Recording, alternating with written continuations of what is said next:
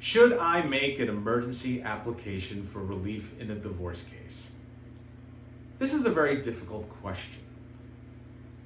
The need for emergency relief really should be based on an actual emergency.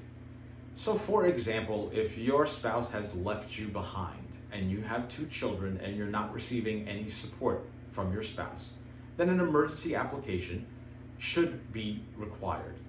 And that emergency application can range for requests from the requests in an emergency application can range in categories.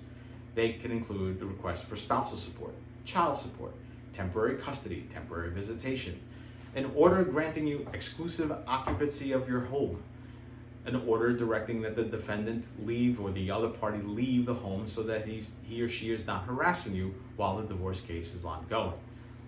A restraining order against the other side from transferring assets or getting rid of or selling real property without your permission.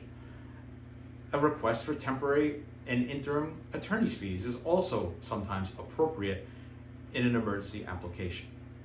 Understand that an emergency application takes time, it takes energy, and it takes money. And sometimes you have to balance whether the emergency application is an actual and true emergency or whether it is something that can be addressed during a preliminary conference or through reasonable negotiations between the 2 respective attorneys. Before considering and insisting on an emergency application, discuss the need for the application with your attorney and come to a reasonable understanding as to why you're doing it, what the timetable will be, and what the cost will be for getting it done.